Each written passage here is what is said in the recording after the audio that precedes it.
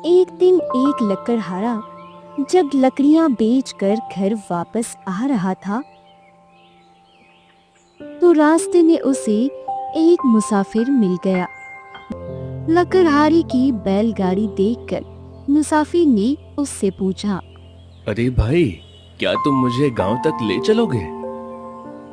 हाँ हाँ, जरूर ले चलूंगा। आखिरकार एक इंसान ही तो इंसान के काम आता है। यह कहते हुए उसने अनजान मुसाफिर को अपनी बैलगाड़ी में बिठा लिया। जब लकड़हारा अपने दोस्त मुसाफिर के घर पर रुका हुआ था तो वापस अपने गांव आना चाहता था, लेकिन रात हो जाने के कारण उसके दोस्त ने उससे कहा, अरे भाई, अब तो रात हो चुकी है। रास्ते में घना जंगल भी पड़ता है और उसमें जंगली जानवर भी रहते हैं। इसलिए मेरी मानो तो आज की रात तुम मेरे घर पर ही बिता लो। लकड़हारे ने अपने दोस्त की बात मान ली और उस रात उसने शहर में ही रहने का फैसला किया।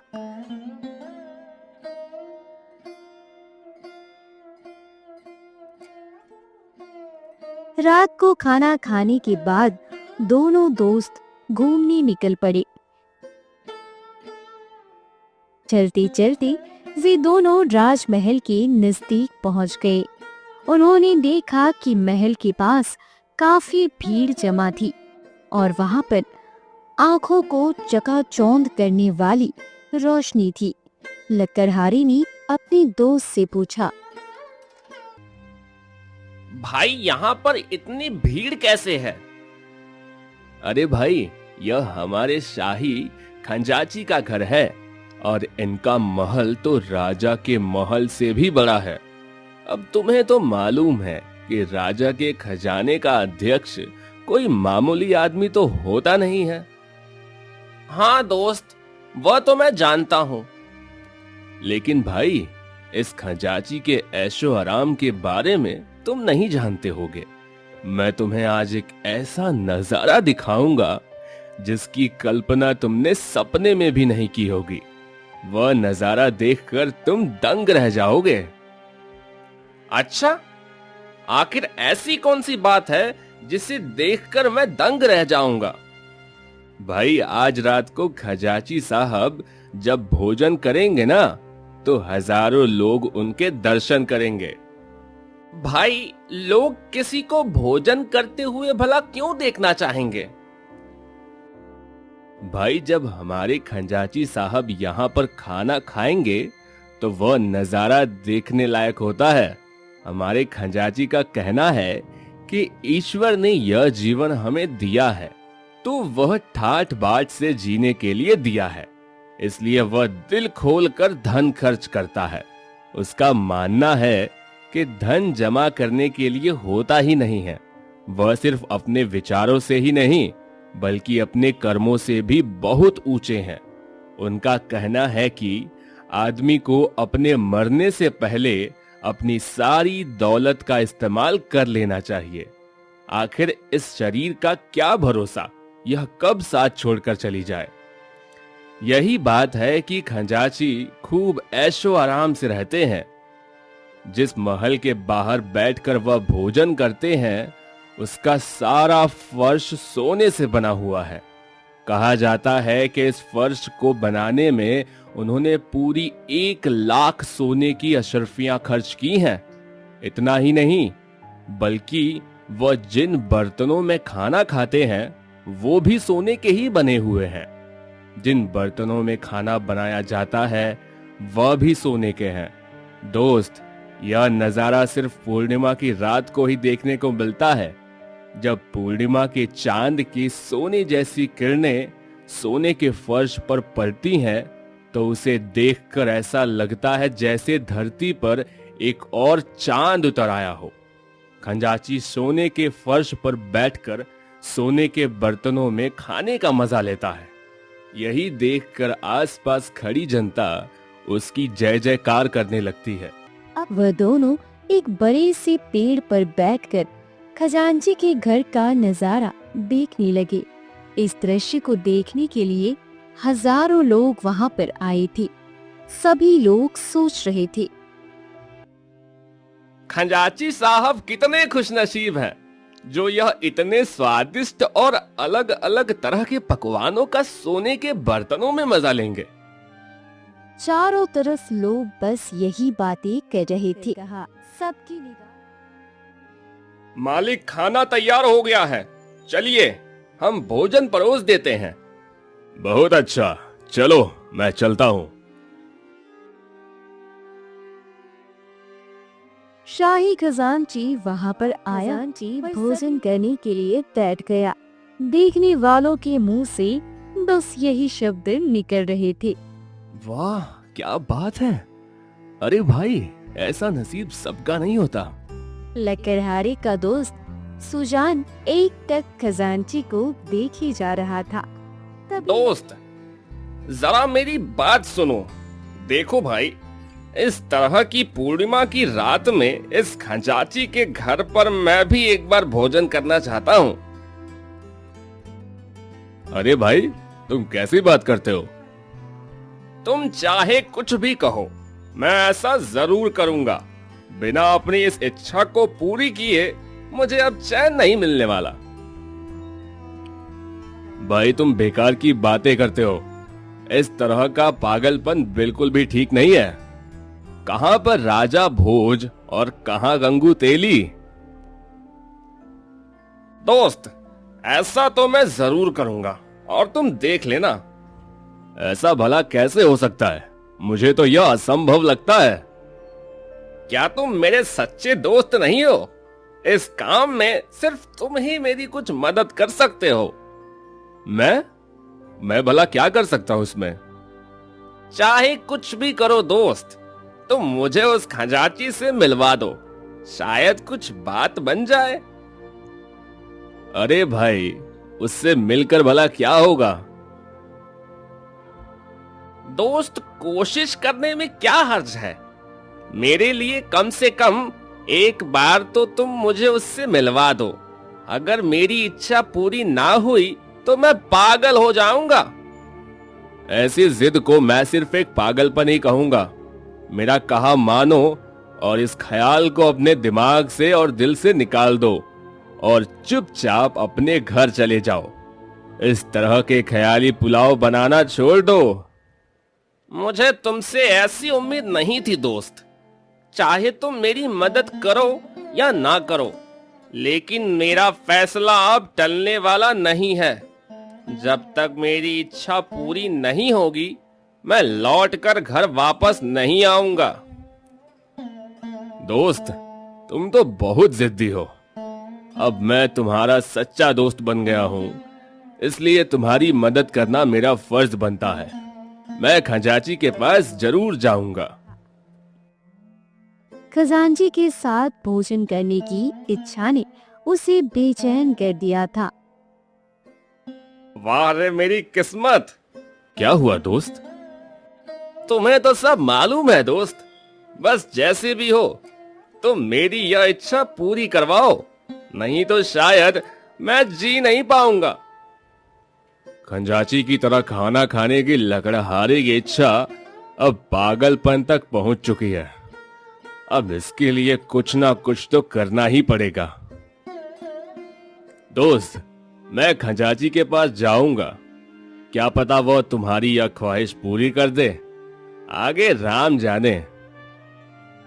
तब तक खजांची भोजन कर चुका था और भोजन करने के बाद जब वह उठकर खड़ा हुआ तो लोग उसकी जय जयकार करने लगे। लकड़हारा खजांची को एक टक देख ही जा रहा था, जबकि उसका दोस्त सोच रहा था, आखिर खंजाची से कैसे मिला जाए। अचानक उसे ख्याल आता है, अरे हाँ, मेरा दोस्त शाही खंजाची की रसोई में रसोइये का काम करता है। डूबते को तिनके का सहारा होता है।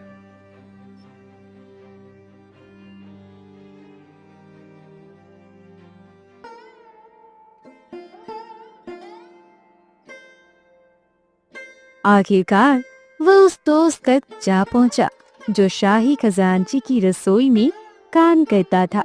रसोइये ने उनसे पूछा। कहो दोस्त, कैसे आना हुआ?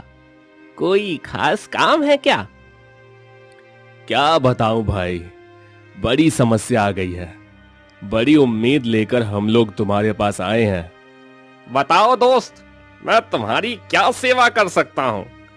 अगर मैं तुम्हारी किसी काम आ सकूं तो मुझे बहुत खुशी होगी।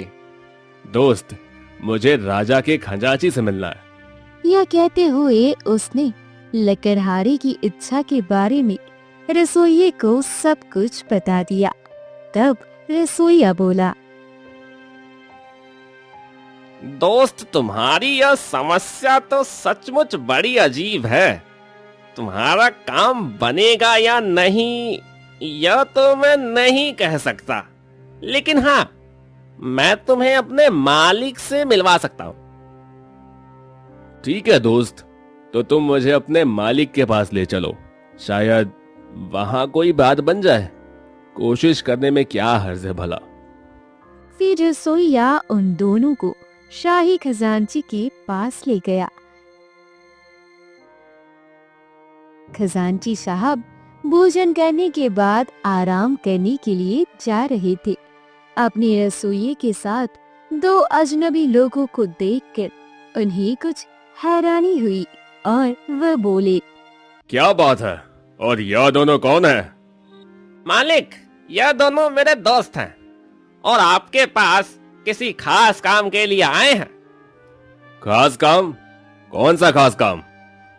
महाराज, मेरे इस दोस्त को एक अजीब सी सनक सवार हो गई है। लगता है इसका दिमाग कुछ फिर गया है। भाई साफ साफ बताओ, आखिर तुम क्या कहना चाहते हो? हुजूर, यह मेरा दोस्त लकड़हारा है और इसकी एक बड़ी अजीब सी इच्छा है जो सिर्फ आप ही पूरी कर सकते हैं। अच्छा, आखिर ऐसी कौन सी इच्छा है? हुजूर, आपकी जगह पर बैठकर खाना खाना चाहता है। यह सुनकर खजांची गहरी सोच में पड़ गया। काफी देर तक सोचने के बाद वह बोला। सुनो लकड़हारे, अगर तुम्हारी यही इच्छा है तो इसके लिए तुम्हें 3 साल तक मेरे खेतों में काम करना पड़ेगा। बोलो, क्या तुम्हें यह मंजूर है? हुजूर, बस मुझे एक बार आपके जैसा भोजन मिल जाए तो उसके लिए मैं कुछ भी करने को तैयार हूँ। अरे भाई, तुम तो बहुत ही जिद्दी आदमी मालूम पड़ते हो।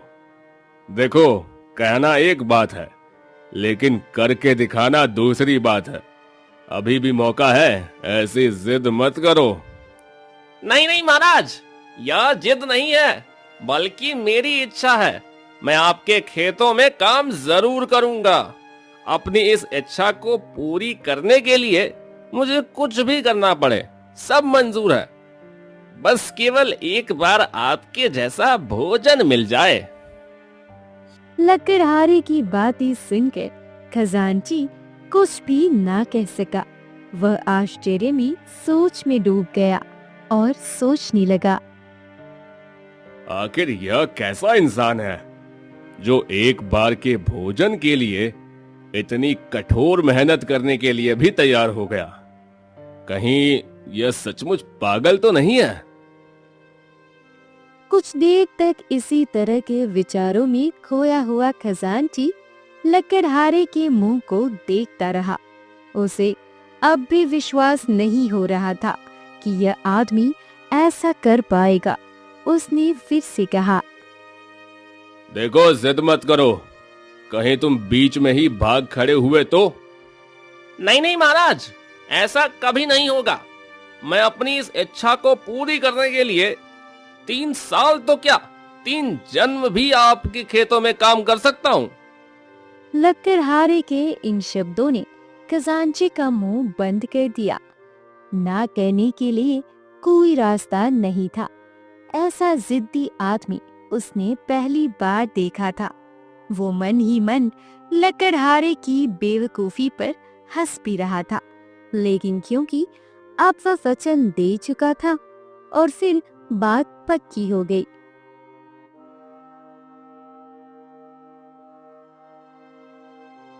लकड़हारा उसी समय खजांची के खेतों में काम करने के लिए चला गया। पूरे साल की उसकी कठोर परीक्षा अब शुरू हो चुकी थी। वह रात दिन कड़ी मेहनत करता, उसे थकान भी महसूस नहीं होती थी। उसका लक्ष्य था कि खजांची के सोने के फर्श पर सोने के बर्तनों में भोजन करना। अपने इस लक्ष्य को सामने रखकर ही वह हमेशा काम करता रहता। खजांची के खेतों में और भी कई मजदूर काम करते थे, लेकिन वह भी इतनी मेहनत नहीं करते थे।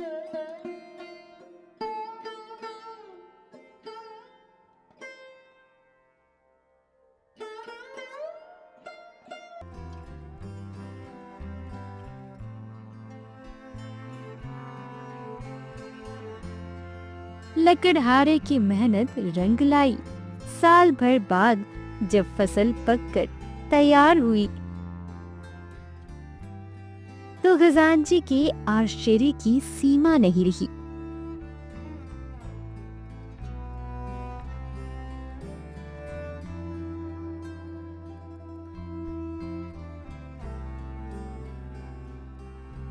धीरे धीरे 3 साल बीत गए। लकड़हारे का यह परीक्षा काल अब समाप्त हो चुका था।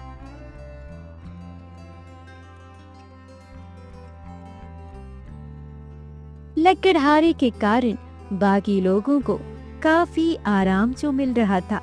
लकड़हारे के जाते समय वह लोग आपस में बातें करने लगे। उसमें से एक बोला, देखो तो कैसा भला मानस था। काम से जी चुराना तो यह जानता ही नहीं था। ऐसी कड़ी मेहनत करने वाला आदमी तो मैंने आज तक नहीं देखा। यह सीधा नहीं बल्कि मूर्ख था। मूर्ख नहीं बल्कि यूं कहो तो जिद्दी था। लेकिन ऐसी भी क्या जिद कि अपने ही पैरों पर कुल्हाड़ी मार ले। आखिर इस जिद के बदले में उसे मिला ही क्या? बस एक बार खंजाची के महल में भोजन करने का मौका। अरे भाई, जो भी हो, यह भला आदमी था। ऐसे आदमी संसार में कम ही होते हैं। भगवान उसका भला करे। जब लकड़हारा खजांची के पास पहुंचा तो बोला, प्रणाम स्वीकार करें महाराज। मैंने मेहनत करने में कोई भी कमी नहीं रखी। अब मैं आपकी सेवा में हाजिर हूँ। शाबाश, तुम सच में एक मेहनती आदमी हो। तुम अपनी परीक्षा में बिल्कुल खरे उतरे। तुम्हारी मेहनत के कारण मुझे बहुत मुनाफा हुआ है। महाराज, ये तो मेरा फर्ज था। खैर, जो भी हो, संयोग से कल पूर्णिमा भी है। कल तुम्हें तुम्हारी मेहनत का नतीजा मिल जाएगा। कल तुम मेरे महल के सोने के बर्तनों में खाना खा सकोगे। ये सुनकर लकड़हारा बहुत ही खुश हुआ और बोला, यह तो आपकी मेहरबानी है हुजूर। किस्मत से कल मेरी इच्छा पूरी हो जाएगी। क्या तुम जानते हो कि तुमने मेरे खेतों में जो मेहनत की है उसकी वजह से मुझे 3 साल में 3000 सोने की अशर्फियों का फायदा हुआ है। महाराज, इसमें मेरा क्या? मैंने तो सिर्फ मेहनत की है। खेत तो आपके ही थे। कल तुम मेरे महल में भोजन तो करोगे, इसके साथ ही तुम एक दिन के लिए मेरे इस महल के मालिक बनकर रहोगे। मेरे कहने का मतलब यह है कि कल तुम यहाँ पर भोजन तो करोगे ही, इसके साथ ही साथ इस घर में जो भी तुम करना चाहो वो कर सकते हो। महाराज, यह आप क्या कह रहे हैं? मैं एक गरीब लकड़हारा भला इस महल का मालिक कैसे हो सकता हूँ? मैंने तो सिर्फ एक दिन के भोजन की शर्त रखी थी। देखो भाई, क्या मेहनत की कोई कीमत नहीं होती? मैं हर एक मेहनती आदमी का बहुत ही सम्मान करता हूँ। इसलिए मैं जो कुछ भी कह रहा हूँ सोच समझ कर कह रहा हूँ। यह तुम्हारी मेहनत का इनाम है। कल सुबह से पूरे एक दिन और एक रात के लिए तुम इस महल के मालिक हो जाओगे। यहाँ पर मौजूद हर आदमी तुम्हारी आज्ञा मानेगा। तुम जो चाहो भोजन करो, जिसे चाहे आज्ञा दो, जिसे चाहे दान पुण्य करना चाहो तो कर सकते हो। मुझे उसमें कोई आपत्ति नहीं है। नहीं नहीं महाराज, ऐसा मत कीजिए, मैं इस लायक नहीं हूँ। मैंने जो कह दिया वो कह दिया। अपनी कही हुई बात मैं कभी वापस नहीं लेता। यही मेरा आखिरी फैसला है। लकड़हारे के मुंह से एक शब्द भी नहीं निकल सका। वह तो बस टुकुर टुकुर खजांची का मुंह ही देखता रहा। कल सुबह से 24 घंटे के लिए तुम इस घर के मालिक रहोगे। यही नहीं बल्कि शाही खजाने पर तुम्हारा पूरा अधिकार होगा। यह रही खजाने की चाबियां, रख लो इन्हें। यह कहते हुए खजांची ने खजाने की चाबियां लकड़हारे को पकड़ा दी। लकड़हारा मंत्रमुग्ध सा उन चाबियों को ले लेता है, मानो उसकी जीभ उसके तालू से चिपक गई हो।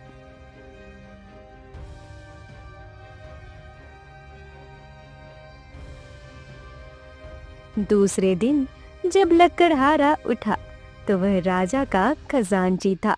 उसने शाही पोशाक पहनी थी और फिर रथ पर बैठकर घूमने के लिए निकला तो लोग नई शाही खजांची को देखकर बड़े हैरान थे।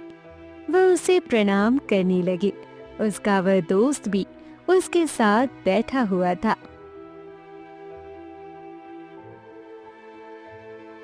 धीरे धीरे शाम हो गई।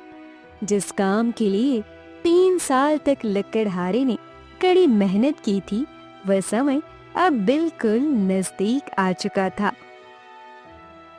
रात हुई। पूर्णिमा का चांद आकाश में मुस्कुराने लगा। खजांची का महल चंद्रमा की रोशनी में जगमगा रहा था। जब भोजन का समय हो गया तो रसोइयों ने सोने के बर्तनों में सोने के फर्श पर खाना सजा दिया। उधर राजा का खजांची राजा के पास पहुंचा और उसने लकड़हारे की सारी बात राजा को बताई।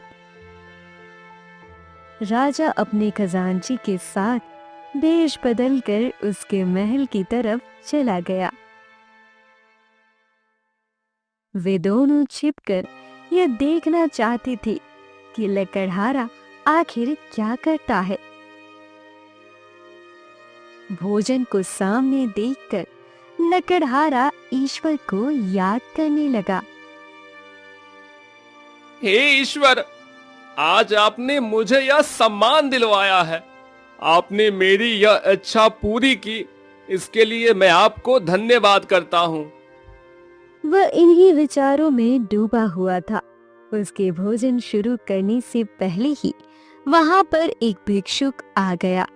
सामने तरह तरह के पकवान देखकर भिक्षु की भूख और भी ज्यादा बढ़ गई। वह बोला, मैं बहुत भूखा हूँ महाराज, भोजन दीजिए।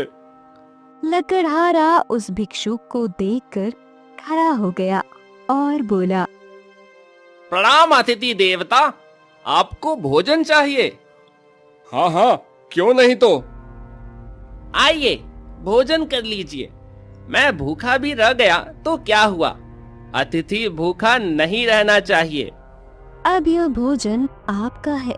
इतना कहकर उसने सारा भोजन भिक्षुक को दे दिया और खुद सिर्फ पानी पीकर रह गया।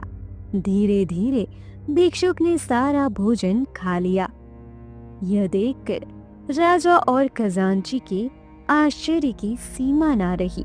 उन्होंने तो अपनी आंखों पर विश्वास नहीं किया कि यह लकड़हारा कोई इंसान है या फिर कोई बहुत ही बड़ा संत त्यागी महापुरुष। वे उसके प्रति श्रद्धा से भर उठे। दोनों उसके सामने आ गए। तब राजा बोला, भाई यह तो बड़ी हैरानी की बात है कि 3 साल की कड़ी मेहनत के बाद तुम्हें इस तरह का भोजन करने का मौका मिला, लेकिन तुमने वह भोजन इस तरह इस भिक्षुक को दे दिया।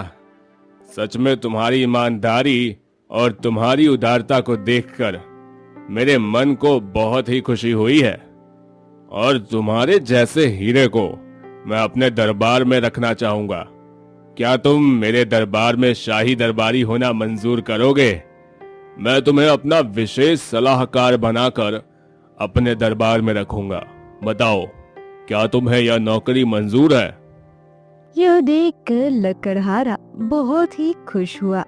खुशी के मारे उसका गला भर आया। वह बोला, अन्नदाता, मैं तो आपके पैरों की धूल हूँ, और फिर मुझे इतना बड़ा पद दे दिया गया।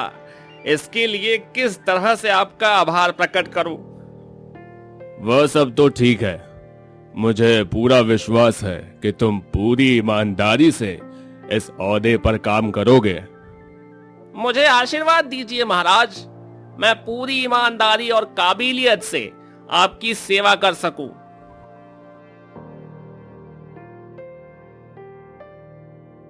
अब वह लकड़हारा अपनी विचित्र इच्छा के कारण राजा के दरबार का एक शाही दरबारी बन चुका था।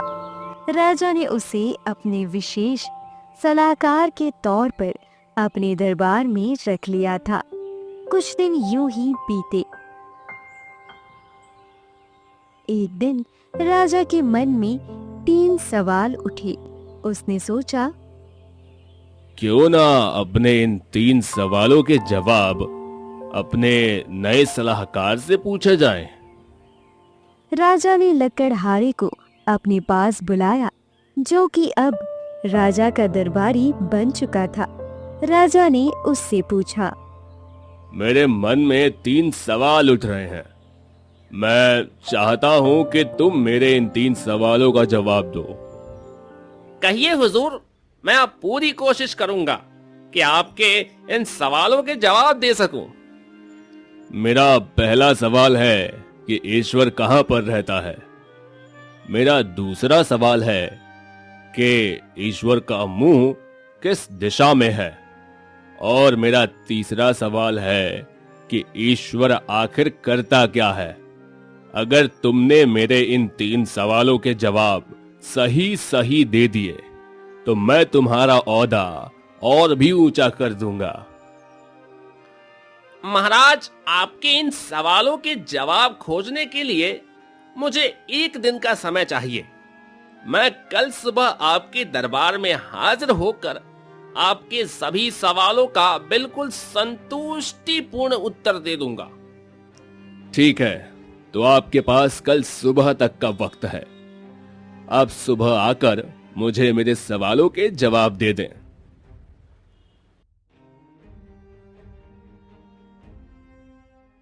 लकड़हारा वापस अपने घर में आ गया और उस रात वह सारी रात जागकर राजा के सवालों पर विचार करता रहा।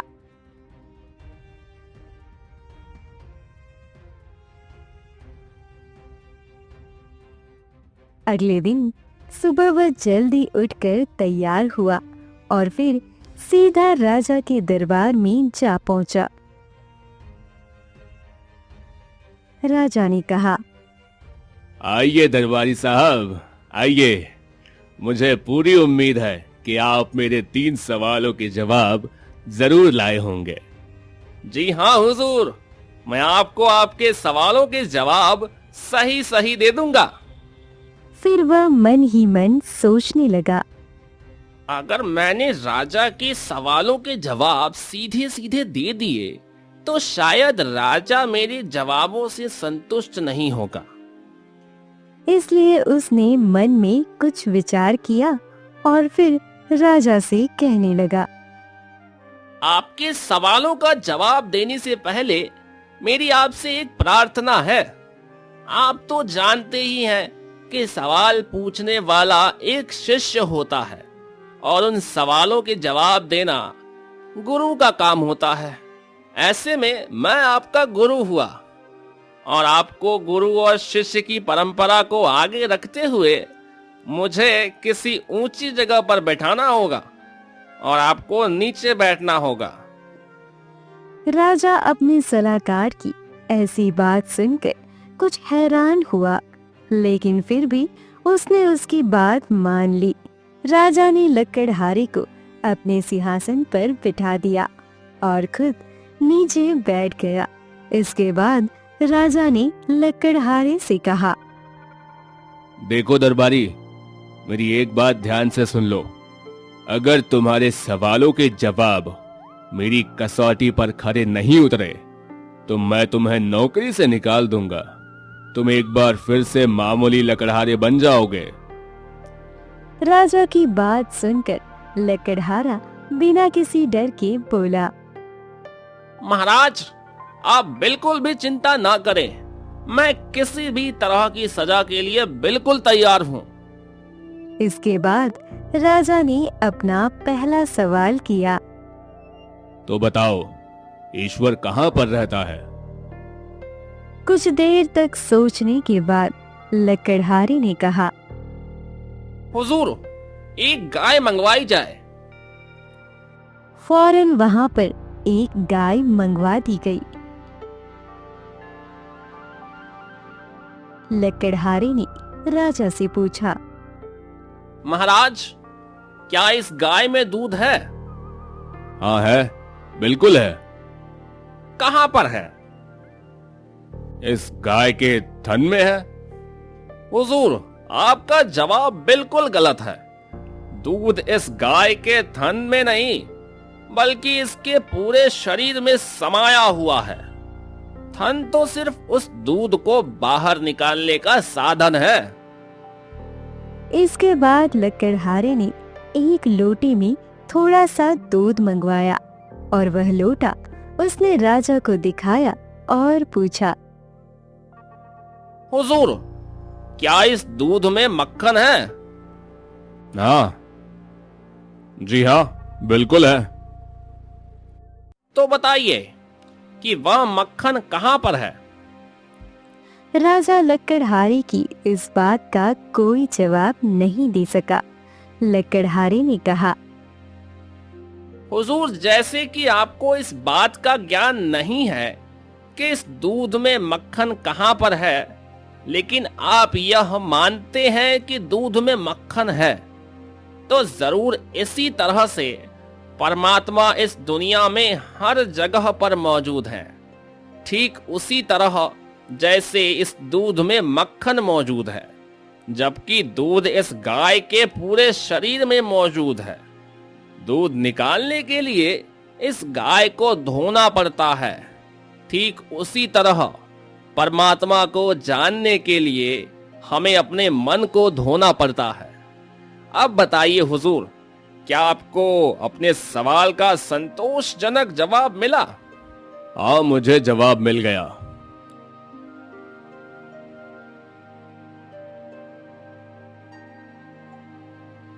अब राजा ने अपना दूसरा सवाल पूछा, परमात्मा अपना मुंह कौन से दिशा में रखता है? पूर्व में या पश्चिम में या उत्तर में या दक्षिण में? यह सवाल भी बहुत ही अजीब था। सवाल सुनकर लकड़हारे ने एक दिया मंगवाया। लकड़हारे ने वह दिया जलाया और फिर राजा को पूछा, हुजूर, बताइए कि इस दिए की लौ का मुंह किस तरफ है? पूर्व में या पश्चिम में, उत्तर में या दक्षिण में? इस दिए की लौ का मुंह तो ऊपर की तरफ है। बिल्कुल ठीक बात है, लेकिन इसका प्रकाश चारों तरफ बरकरार फैला हुआ है। ठीक इसी तरह परमात्मा भी हर दिशा में दिखता है। यह जवाब सुनकर राजा बहुत ही खुश हुआ। लकड़हारे के ज्ञान ने उसे काफी प्रभावित किया। अब राजा ने अपना तीसरा सवाल पूछा, परमात्मा आखिर करता क्या है? हुजूर, कुछ दिन पहले तक मैं एक मामूली लकड़हारा था, लेकिन देखिए, आज मैं आपकी गद्दी पर बैठा हूँ, जबकि आप इस गद्दी से नीचे मेरी जगह पर बैठे हैं। परमात्मा बस यही करता है कि वह लगातार इस दुनिया में परिवर्तन करता है। वह राजा को रंक और रंक को राजा बना देता है। कभी किसी आदमी को आदर सत्कार मिलता है तो कभी किसी दूसरे को। यह सब बातें करने के बाद लकड़हारा चुप हो गया। राजा को अपने सवालों के जवाब बिल्कुल सही सही मिल चुके थे। अपने दरबारी लकड़हारे की बातों ने राजा पर ऐसा असर किया कि राजा ने उसे अपना मंत्री बना लिया। अब राजा बहुत ही खुश था कि उसने एक बहुत ही अक्लमंद और अच्छे इंसान को अपना मंत्री बना लिया है।